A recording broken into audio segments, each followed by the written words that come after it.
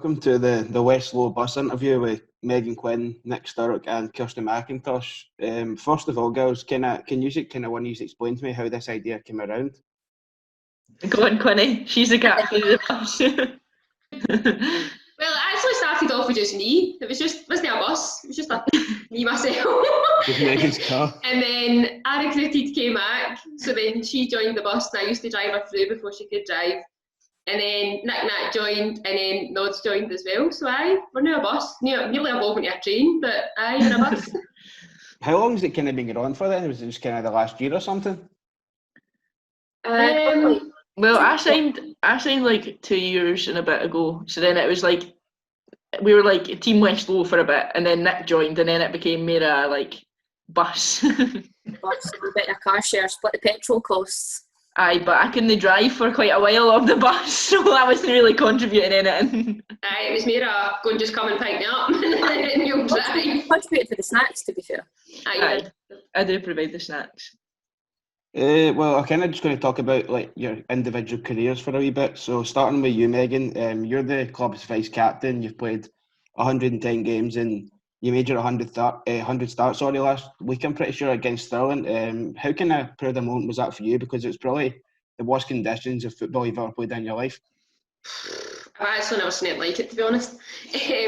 But no, it actually kind of summed up my time at Accies, if that makes sense. Just chaos, like just so up and down. It's actually ridiculous. But no, I mean, it was great. I love the club and always have done since I moved to Hamilton in 2015, I think it was.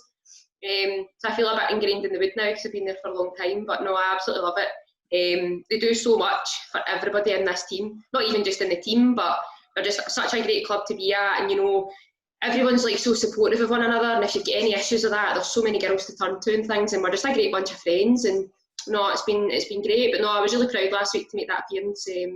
As I said, it's a club that's close to my heart. So. Well, I mean, I think I could be wrong, but I think you're the only one out of the three girls here that have played in the Premiership. I could be wrong. Kirsty might have done as well. What was that like playing in the top flight against obviously like the Rangers and Celtic and stuff like that? Yeah, I mean, it was really challenging. Obviously, I felt like we competed, and we were quite unfortunate with the restructure of the leagues and things to end up being in SWPL 2, but showed great character for us to bounce straight back up the year after. So. But no, it's a tough league. Not even just this season, but you look at like last season and things in SWPL 1. It's tough going, and this year there's been more clubs that have put a lot of money towards their players and things. So it'll be interesting to see how that season finishes with them. But we're more than willing to compete, and I think games that we've played, even in friendlies and things against SWPL 1 teams, we've shown that we can compete, and we should be playing in that league. And we're in SWPL 2, but it's still very difficult as well. But our ambition is to play in the top league, and I believe we should be playing there. Yeah, because you're also like part of the squad that lifted the trophy, the SWPL 2 trophy in 2016. So I'm guessing you've got a lot of valuable memories from that time, and you're kind of just looking to replicate that this season and go up again, lift that trophy again. Yeah, definitely. I mean, that's probably in all my years of football, that 2016 season where we won the league was amazing. Just everything that happened that year, we were favourites at the start, and then we kind of fell away for a bit, and then I think we went, Bobby, correct me if I'm wrong, but I think we went on like a 10-game winning streak that year. We lost the Glasgow Girls before the break, and then lost the Hearts right after the break, who were the two main rivals. So I think at one point we were 9 points behind. Yeah. And we won 9 games in a row to pick up the title. I mean, that in itself is an achievement in any season. So for us to then kick on for there and win all those games back to back and then win the league, it was just what an achievement it was, and you could feel the relief for the girls, like, because we tried so hard and we'd done everything we could to win that league that year. And you know what it's like, football's like, it's so difficult at times. Things pop up that you don't expect. You get beat at teams that you should really be winning games in, and that everything that could have happened that season happened, injuries. But no, the girls pulled together and we managed to lift the trophy, and it was honestly the best feeling in the world doing that. It was amazing. Right, so moving on to you, Nick. You're kind of one of the more recent recruitments and joined last year in 2019. How have you kind of enjoyed your time at Accies so far in the last year or so? Yeah, it's been really good. Like to echo Megan's thoughts earlier, like I've played at a lot of different clubs across the country, and I guess being one of the older players in the squad, you know, I've experienced a lot of different dressing rooms, but coming into Accies was a little bit of an unknown, but also kind of almost felt like coming home in a way, because a lot of the girls who are in the squad, and obviously Gary, I'd worked with previously at different clubs, so it kind of almost felt like I just slotted right in. And obviously having Kirsty and Megan travelling as well, it kind of took a lot of the pressure off joining a team that was maybe a little bit outside like the area that I was staying in. So it's been good. So a good setup, good group of girls. Importantly for me, it was an opportunity to continue playing at SWPL2. The club that I was playing with previously disbanded at the end of the season before that. So I was kind of at a bit of a crossroads, and I kind of took a bit of a leap of faith, because I didn't really reach out to any clubs, and I just kind of thought I'm going to take some time to myself and just review things and see what happens next. And then Gary phoned me out of the blue and just spoke to me and said if I wanted to give it an opportunity to come and train and see how I got on, then there was an opportunity to do that, and then kind of just went from there. Yeah, I was having a look at your stats earlier on, and you've played 35 games. Sorry, you've had 28 starts and scored 13 goals. I was going to say that's kind of some record. I mean, that's nearly a goal on average every 2 games as well. It definitely doesn't feel like that. On yourself, yeah. Yeah, I think it's like last season was a bit of like a slow start for me, and I think, as I said, I took, you know, it wasn't even that big a break, but I think from like the end of play before going into training with Accies, it was about 6 weeks break I had. So when I went into training, it was like a step up. Girls obviously had just been competing at SWPL1 level, so it kind of took me a wee bit of time to get going. And I think like towards the tail end of last season, like my form picked up and I was finding the net a lot more. We obviously pushed Hearts right to the very end, and I think like across the board the squad were performing quite well, and we obviously kind of missed out right at the tail end. So it's kind of been similar this season. Like I've kind of had a bit of a slower start, having obviously the lockdown period and stuff. I think it's taken me a little bit longer to get going. So I've kind of got that thought in the back of my mind that last season I came into the second half of the season strong. So I've got full confidence that I can do that again this year. Yeah, I think your previous club before Accies was Hutchie Vale. They're kind of well known for having one of the most fruitful football academies in the world, or even probably Scotland, to be honest with you. But they've kind of produced the likes of Lizzie Arnott and Claire Emsley, and they've represented Scotland at the World Cup last year as well. Does that kind of just show how good the academy is there? So what was it like from when you were there? Yeah, I think the Hutchieville one was a bit of a strange one, because I actually came into the club when Hutchieville merged with Edinburgh University. So I kind of came into that from the Edinburgh Uni side. I'm an alumni from Edinburgh Uni, and I was coaching with the women's team there. And it was actually the head coach of the women's team at Edinburgh Uni that kind of put forward the proposition to merge with an SWPL club and have some sort of representation in the league. So yeah, didn't really have too much insight into the academy side of things at Hutchie Vale. But for me, it was an opportunity to go and play at SWPL level, which is something that kind of eluded me for a long time. So it was a bit of a no-brainer to take that opportunity. But yeah, they've got like a really rich history, especially in the kind of men's side of the game, for producing a lot of talent. And they're certainly a well-respected club in Edinburgh. So to be part of that, and to be part of that kind of little bit of history with the university major, was something that I was really proud of. Right. Lastly, K-Mac, you joined Hamilton from Rangers, I'm pretty sure. So how have you enjoyed your time at Accies so far since joining in 2018? Yeah, I've loved my time. Like reiterating what the other girls have said, like it's a great club. It's probably more than just a club. Like what they do goes above and beyond like what you would expect from a football club. It's like it goes beyond what I expected when I came in, and I think it's testament to the coaches, to the rest of the staff, like the calibre of player that they're able to attract here and keep here, with like the likes of Josie just coming in from Celtic. Like that's a big statement for us going forward for this season. So I think when I joined Accies, like it was more they gave me a chance. They gave me a chance to play at SWPL level. Like I was in at Rangers, and I wasn't really getting like an experience to play at SWPL. And then when I signed for Accies, we were still in SWPL 1, and like they just gave me a chance to play and go and show what I was about. And then I think it's kind of the first season I maybe was just like finding my feet a wee bit, and like obviously I played a few different positions, but I think I started Back. I think you made, if I remember right, you came on, your debut was against Hibs. And unfortunately, we played Hibs, and then I think the next game was an away game, Edinburgh Hutchie Dale in the Cup, which Nick was playing in, and there is a picture going about of Kirsty getting nutmegged by Nick. That was pretty early, but I think Kirsty ended up playing at right back. Rachel Ross had got injured, was injured and went off half time, and I think where else have you played?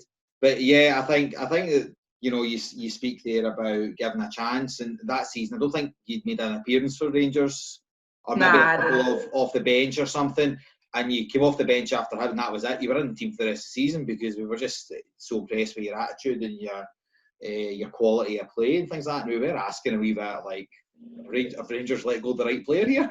It was a bit played every position except goalkeeper, which she still alluded to be at fives. I was doing everything to avoid playing in goals at fives. Folk do blasties, you can't be too careful. If you ask her nicely, she might tell you about getting nutmegged today as well. Oh, you need to tell us about that. Well, what it was Bobby's confidence was a bit low for the fives. We're giving him some grief. So what I thought was I'd let him nutmeg me, give him a wee bit of pick up, because that's what Accies is like, we're looking for each other. You're like Bobby trying to hit it with his right foot and he came off his left. Genuinely think I was just trying to shift it to my left and somehow nutmegged and I got it to the other side and off I went, I need to work on nobody getting nutmeg, because I think it happens about once a game at least. You're also Scotland under-19 internationalist, and you're part of Pauline Hamill's European Championship squad. Was it last year, wasn't it? Just kind of talk us through your experiences with the national team and like how competitive and what is the standard like? It must be absolutely crazy. So it is a bit crazy. I started playing national team at under 15, so like I worked my way through all the age groups. So like I think that was like a real learning curve for me. Like when you're playing, like I'm pretty sure that my first game for Scotland we played Germany and they won like 11-0 or something like that, and that was when I played striker. Also another position that I used to play. So like I think like for me personally and for like the teams that I played in, like it's like massive growth from like that game against Germany and under 15s to then like at the Euros last year, like we took France to where we won each with France in the 90th minute, and then they went and scored and they won 2-1. But I think that shows you like the growth and like me personally and then like everyone else who was in that squad. Like we went and played my first game like being miles off it, and then like at the Euros like we took them and they went and won the championship. So I think like seeing the standard opposition that we played against and getting that experience, it's like invaluable to come back to club level. Like although like I'm one of the younger ones like in Accies, like I've still got a lot of experience like coming from like national side, so I think it's good like for me coming into a club where I can like not pass it on, but like I can use my experience like within club side. I'm not passing it just like use my experience like when we're playing against club sides and stuff, like see Rangers who've signed like a few France internationals that we played against, like it's just really good experience to know these players and like recognise them. And then also like on the other side and playing national football, like you know players from other clubs, you recognise people, and like I've got mates from like the national sides like who I'll be mates with for the rest of my life. So I think it's just the experience was invaluable, and like what it's given me as a person and as a player is, I think I owe a lot to it. You were also voted as a nominee for the 2019 SWPL2 Player of the Year. Unfortunately, you didn't win it, but you must have been quite proud of like just to be up there, to be voted for it, and it kind of just reflects how good the season you must have had. It was nice to be nominated, but I mean, Ando won it, so like we're still cheesing, still Accies nominee in there. I think it says a lot for the club, like having more than one person nominated for it as well, like in our season, because we did take Hearts right to the wire, like. But I think just on a personal level, like as long as I'd rather team was winning than winning individual awards, but it is nice to be nominated and stuff. But at the end of the day, it's just got to win as a team, and then if I play well, but then I'll take it. Right, so kind of just a wee bit about your personal lives. Megan, I believe that you're a PE teacher. Well, Kirsty, you're kind of studying to be a teacher at uni as well. What's the thinking behind that? Is it just something you all want to do? No, really, actually, no. I would say. Well, obviously, like at school, like PE was probably my favourite subject, but I never really seen myself being a teacher when I was younger. And then maybe the older I got and the more kind of towards the end of school, I thought maybe it's something I should really look at. So then I just went to uni and ended up being a teacher, teaching the youth of the day. Then I became Mac following in my footsteps. Basically what happened is Quinny was giving me lifts, so I thought, oh, better do what she's doing. I'll just take it off her, I'll just follow what she's doing. Nah, I think I was kind of the same. Like, I really enjoyed PE at school, and it was like something that I was good at, so I just took it from there, and now here I am at uni, muddling my way through, not got a clue what's going on. I always thought the PE teacher must be class, man. Like, obviously when I was at high school, they just sat in the office and just talked about sport all day. I just thought it must have been so easy, man. But it obviously must be a lot more in behind it than I don't know. Swap for a day, Mon. Swap. I swear to God, we'll swap for the day and see how you like it then. I was going to say, a lot of people and a lot of women football players seem to be getting into teaching. I don't know if that's just at Accies or not, but I don't know if it's at other clubs as well. But why do you think that is? That a lot of like women footballers are doing like teaching? Do you think it's just so that you can take the frustration out on the park on a Sunday or something? Must be. Must be. I mean, there's quite a few teachers in our team actually, not even just PE, just in general. There's quite a few teachers at Accies. I mean, I think it's just like, for me, it suits my lifestyle as well. I love my job, but it suits me. Like, I like working with kids and things, and like seeing them like progress and things like that. Like, it's great. I do a bit of guidance at my school as well, so it's quite nice to see that kind of side of things too. And then obviously, you get great holidays and things like that as well. So, she's just in it for the holidays. Goes in about 6 a year.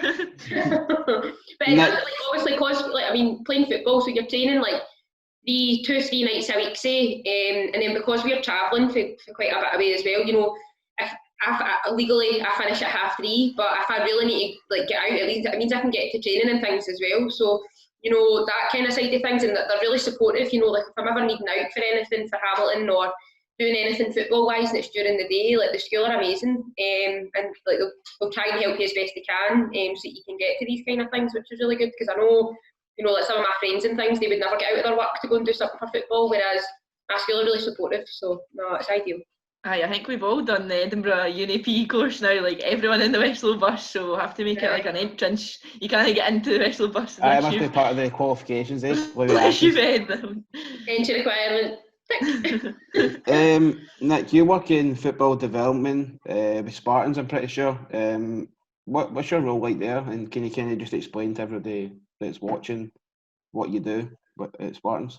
Yeah, of course. So, as the girls kind of alluded to, I went through the undergrad BEd PE course at Edinburgh Uni, just like the girls, but kind of came out the other end and went down a different route. So I kind of almost fell into the job, to be honest, at Spartans. It's like seven years ago. It's a long time, part of the furniture there now. So obviously Spartans women's football team, they play in SWPL 1. But the facility that I work at, the Spartans Community Football Academy, is a separate entity from the football club. And a lot of people, I think, struggle to understand the differentiation. So essentially I work for a social enterprise, a registered charity, and the football club, which people know of, are like the main tenants at the facility.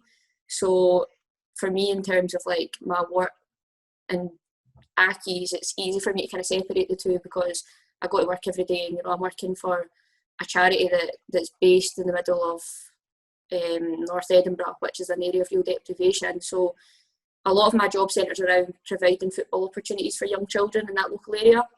So in my role as football development manager, kind of head up all the kind of community football that takes place at the academy. I've got a team of kind of 4 or 5 staff that work alongside me in doing that. And also, as part of my role, I'm based in a local high school as well. So quite similar to what Megan was saying there, the job that I do really revolves around working with young people, and that's kind of at the heart of what I do. So yeah, it's a really good job to have, and I work with some really amazing people, and working there is presenting me with some really incredible opportunities. So it's something that I'm really grateful for to them for kind of taking a punt on me 7 years ago when I'd just came out of university and didn't really know what I was going to do. So I was going to talk about the first half of the season before going on to some quick fire questions. So how would you guys summarise the first half of the season so far? Obviously there was a couple of tough results in there, but the last month or so we've had a brilliant run of form, obviously with 8-0 wins and beating Queen's Park away and stuff like that, and maybe the breaks come at the wrong time as well, to be honest with you. I think if we had to describe it, it'd be a total mixed bag. I think because we set really high expectations for ourselves, and as a team, I think we've probably not achieved these expectations yet, but I think there's a lot of hunger within the team. You've seen it in the last couple of weeks that we do want to go and make sure that we are performing like we have been week in, week out, and get a wee bit more consistency.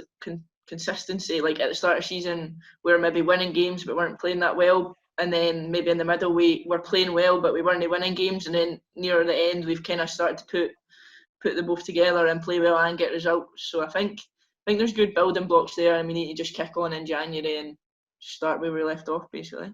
No, I would agree. I feel like we started well, but just couldn't really get the results. But everyone in the team, we've all played our part, whether it be scoring the goals, creating the chances, getting blocks in to defend goals and things. So as I said, we're going in the right direction for sure. And you're probably right, Ben. The break probably has come at a bad time for us because we've been on a wee winning streak there. But hopefully we can kick on. I mean, we had a friendly on Thursday night there and against an SWPL 1 team, and we played great. I mean, we played really well. So again, it shows we can compete in that league.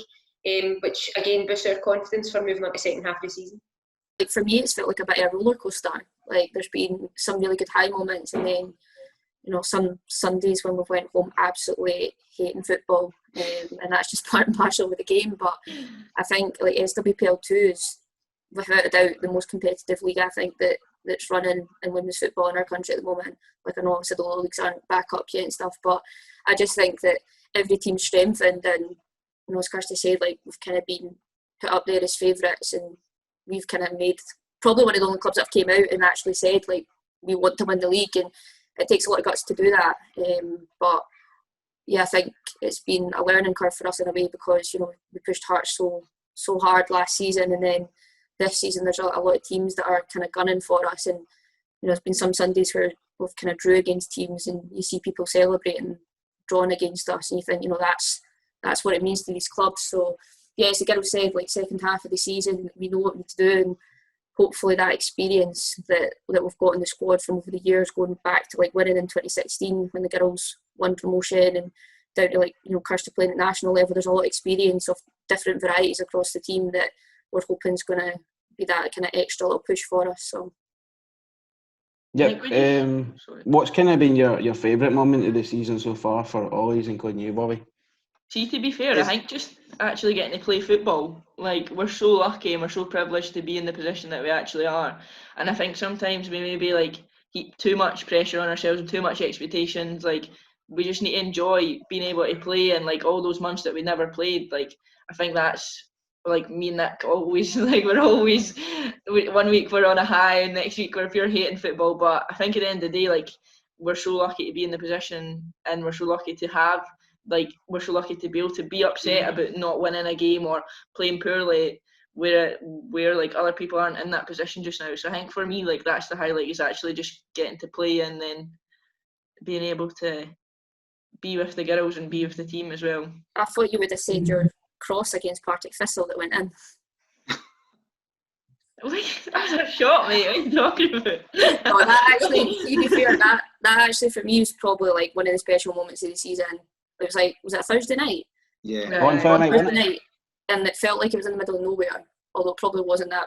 As soon as we go past Hamilton, me and Kirsty are where are we? We're in the middle of nowhere. But yeah, because I didn't play that game, and that was probably one of the moments of the season where it was a really tough game playing against Partick, and Kirsty scores a 30-yard screamer or something, and everybody just went nuts, and it was quite a nice moment. So the Georgie goal as well at Kilmarnock, that was an absolute standout for me. 85th minute or something, and we played well all game. Kilmarnock had played, to be fair to them, pretty well as well, but we kind of dominated the second half and just couldn't score. And then there comes Georgie, volley in the box in the centre half.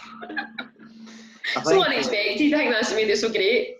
I think kind of for me, and probably for the coaches, I think that Kirsty kind of hit the nail on the head, and to get the professional exemption and be able to play is after what was like through lockdown. Like, I don't think there's really been a member of the squad that hasn't been affected in some sort of way by the lockdown, whether that's just the isolation itself or personal tragedy or personal problems. It's been, in terms of that, it's been really tough for the squad for the whole year, and just to be able to have an outlet to be able to play a good standard of football and be able to train is probably the biggest thing.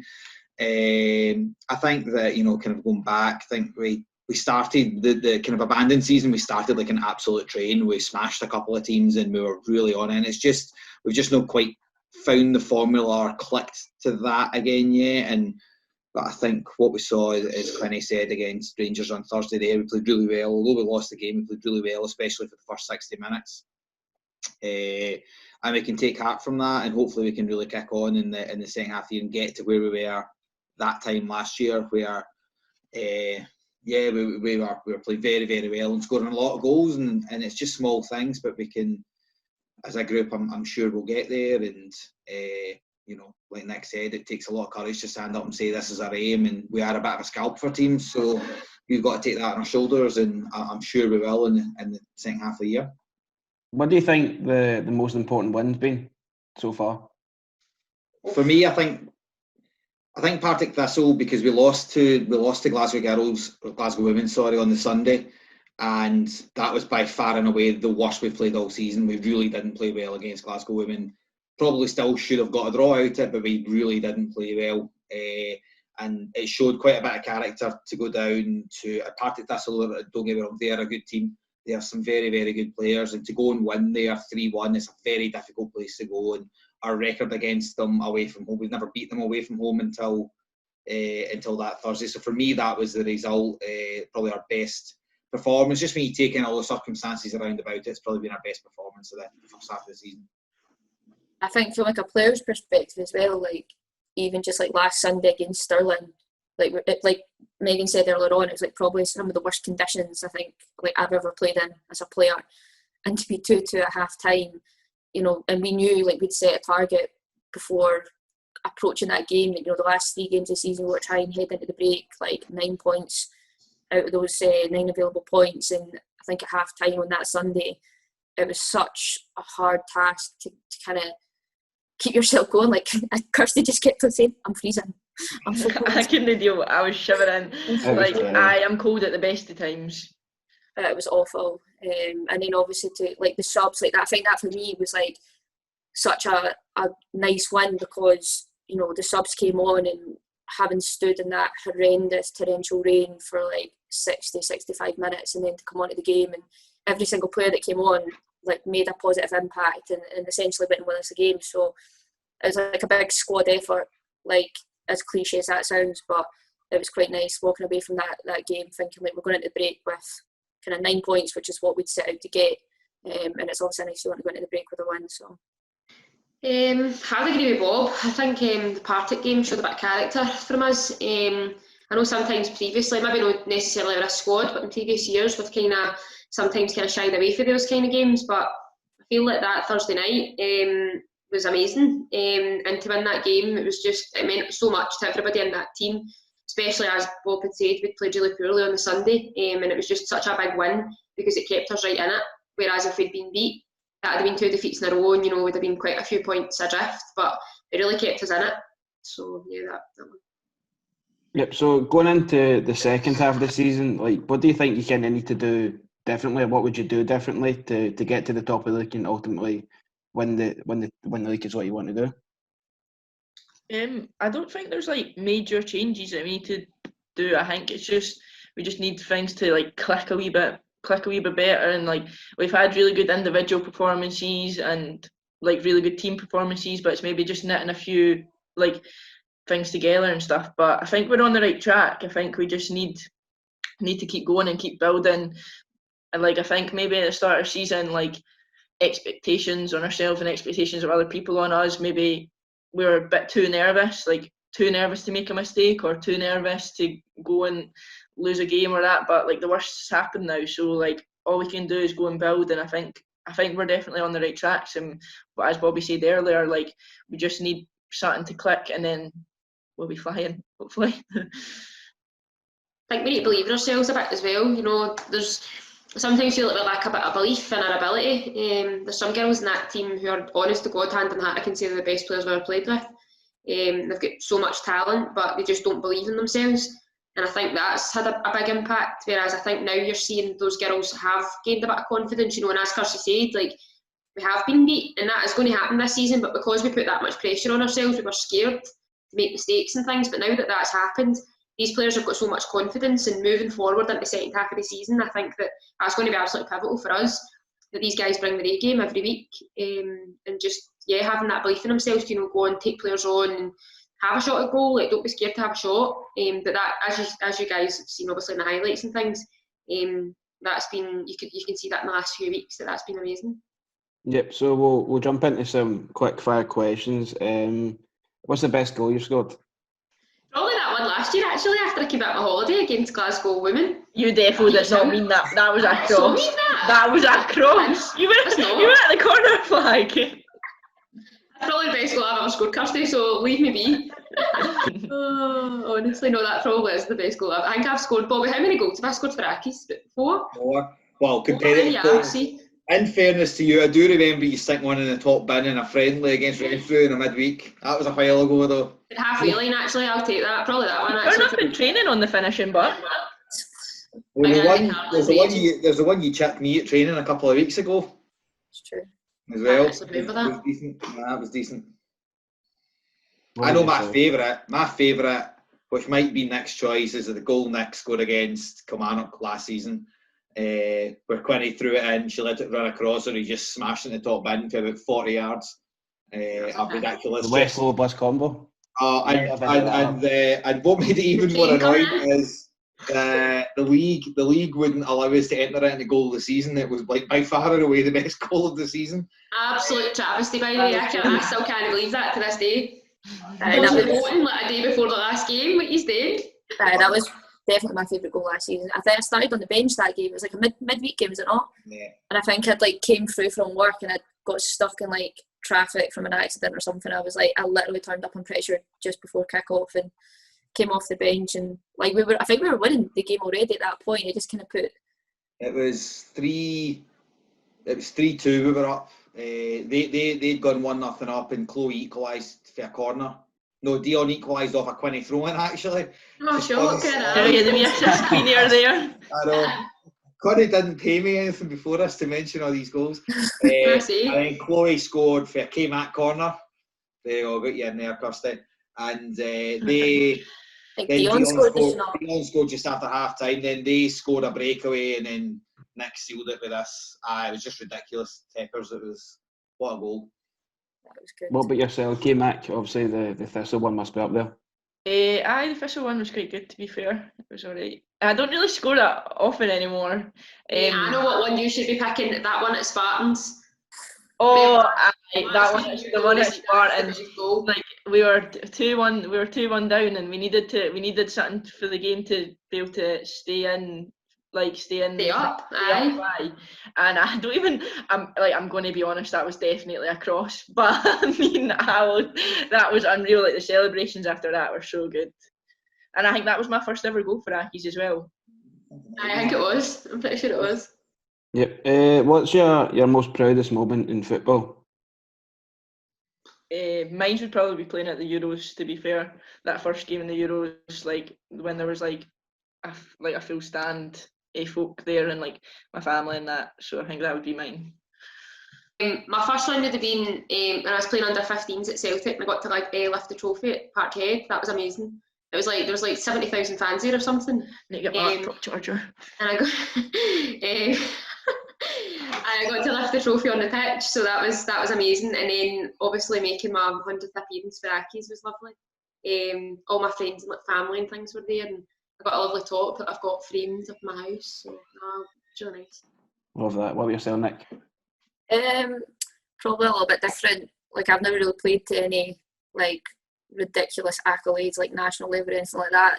But when I was 22, so going back quite a few years, I kind of dropped down to like lower level of playing football, and kind of took an opportunity to start going down my kind of coaching pathway, and managed to get my UEFA B licence done at the age of 22, which was something that I was quite proud of, because obviously at such a young age was something that was like kind of unknown to me. So that'd probably be my proudest moment. Who's the worst Westlo driver? That's what you have to decide. Depends what you define as being the worst. Kirsty Mag. Kirsty Mag did hit a curb the other day. Nah, but the thing is, right? I don't think that's a fair comparison, because I passed my test 2 years ago today, so Definitely you. She's You don't have honestly any she's driving a experience. city box looking a bit like that. The hairdryer. we've not all got a full-time job. You're lucky I've even got a car. Runs on fumes. Put Percy Pigs in to keep it going. I still buy you snacks, so you can be grateful. One time I did actually, when we were driving we used to do the gym at where is that, Blantyre? Is that where it is? Aye, we used to drive from Blantyre to the Bent on a Tuesday night, and we were driving, it was like pitch black. I think I'd passed my test like 2 weeks, and I went to turn a corner and I was driving on the wrong side of the road. There you go. Luckily even got back. So I think that sums it up, To be fair. Who's the toughest player you've played against? I'm sure you've all played against some top quality players. Rachel Boyle for me. She's pretty good. Plays for Hibs, doesn't she? Yeah. Probably Jamie Lee Napier. Yeah. She's down playing with Birmingham now. She's really difficult to play against. You can never tell which way she's going to go. She can't read her. The first year I got to Accies was 2015, when we get relegated out of the Premier League used to be 12 teams, so when we get relegated out of that, and that was the year Glasgow City, I think it was the year they played Paris Saint-Germain in the last 8 of the Champions League, and we went through there to play them, and they were different class. And Erin Cuthbert, who I think she'd not long gone to them, absolutely destroyed us by herself. I think we spent literally the whole game on her 18-yard line, and she was, just then you could tell she was properly special player. Her and Fishlock, Jess Fishlock, I think, played that game as well. She was class as well. She was a good player. Yeah, I think for me, difficult to like pinpoint one person. I'm so often chasing shadows in the middle of the park these days. I think a few years gone by, playing against like say Joe Love, those kind of like calibre players are now playing like national levels. So it's been a tough opposition. So yeah. What's your most embarrassing moment in football? Gary had a family wedding, so he was flying back from Germany, and we didn't make the start of the game, so I was taking the team. The game we played Hutchie Vale last year, and the camera's got me, the ball's gone out. It's just one of these stupid things I always remember. I've caught the ball. I've got the brightest orange trainers you've ever seen. Like this is a pair of trainers that divide opinion. And I've gone a half volley back on the pitch, missed the ball, and the shoe has gone flying. And then I've had to like trudgingly go into the park. The whole stand's giving it way as I'm going on to pick up the shoe. Horrendous. This is a horrible thing about having cameras at games now, because it's good to on film as well. Oh no. My most embarrassing moment, thankfully I don't actually think there was any cameras there, because I would never ever live this down if there was.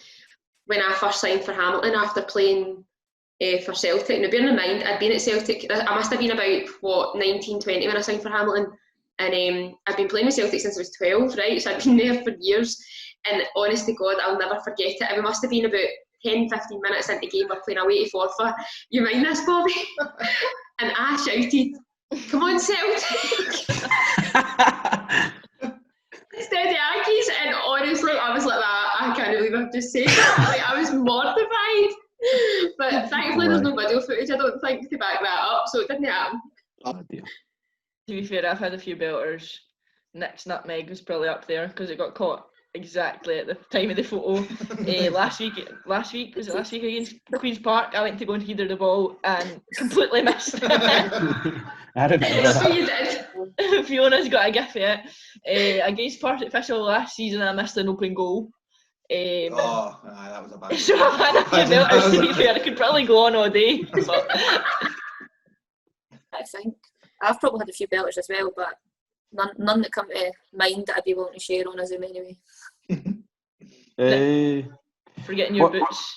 We've had a few incidents of forgetting boots, haven't we, K-Mac? We've had a few belters, to be fair. What annoys you most about football, and if you could change one thing, what would you change? When he's moaning.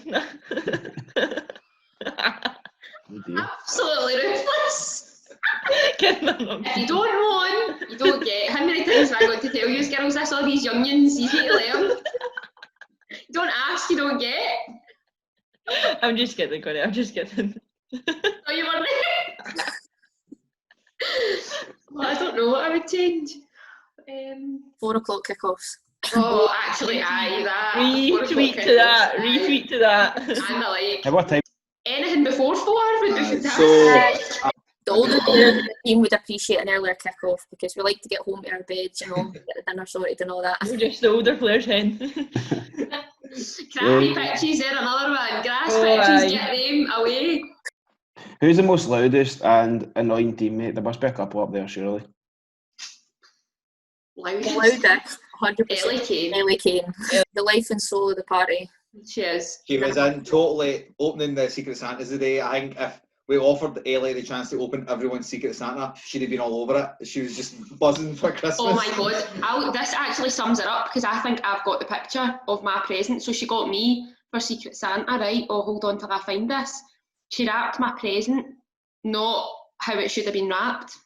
Oh, where is it? Look Well, at it. she balanced it. So she balanced it from her car. Look, It's like a small. it's like a seat, but it wasn't a seat. It was in the Oh my god, man. What's your kind of future plans after football? Obviously, Megan, you've already got your job with PE teacher and that, but and Nick as well with Spartans. But what's your kind of just plans after football's finished for you? Don't know, actually. I've not really thought much about it, to be honest. I feel like I'll probably still play for quite another few years. And then I don't know, just need to see what the future holds, I think, for me. I'm not really sure. I've got my what I'm having for my dinner tonight, let alone what I'm doing after football. She's starting to get through her degree first before she does anything. I'll let you answer because I've got a theory what you'll all do. Oh, have you? There we go, That'll be there you go. interesting to see. I think for me, I'm in the middle of doing my U5 licence at the moment, so I'm due to finish that all going well next year sometime. So I've kind of already had in mind that I'll go into coaching at some point. I just don't know when that'll be, see how long the legs give me. Hopefully to the end of the season, although I keep telling Bobby that I might not return after Christmas. I reckon Nick will end up a future Accies manager, right? So I reckon Nick will be one of the next females to go in and Bobby, manage. Bobby, you need to be careful. Watch your back, Shelby. You'll be Well, the what I'm hoping is that we win the title, then we get into the top 4 in 2021, 22, and me and Gary get a nice lucrative job down south, then Nick steps in and takes over. That's what I'm hoping for. Yeah, sounds he'll right. take team. Quinny, I can just see you being just lady of I can see you being a Sunday football goer, a couple of beers, go and watch a game. Up the road. I can see that. And Kirsty Mack will get her move into Europe and end up playing in the Bulgarian 3rd division to finish off her career at 40 years old. Hopefully it's sunny. Who are the mad Bulgarians? There's some, I think you get a feeling, there's some people you get a feeling of, they'll get to a certain age and that'll be it, they'll just quit and they'll not do anything. And there's some players who you think will just play and play and play, and Kirsty gives me that. A bit like these two, Kirsty will just play until, like, physically she can't do it anymore. I remember Emma Lyons, who played with us for a few years, is back at Stirling Uni now, who's 40 and still playing, just because she loves playing. And I think these three give me that sort of, they'll play as long as they possibly can. Nick always says she's going to retire, but she'll shoot next year classic. One more year then. One more year. I'll be far behind you, Nick. Every Monday morning I wake up and I'm like, that's it. Hang up the boots. Game's a bogey. Away you go. Brilliant, guys. Well, thanks very much, everyone, for coming on. And from the club, we wish everyone a safe Christmas and New Year, as tough as times are at the moment. Thanks to Ben for coming on and doing the interview. And to the Westlo Bus.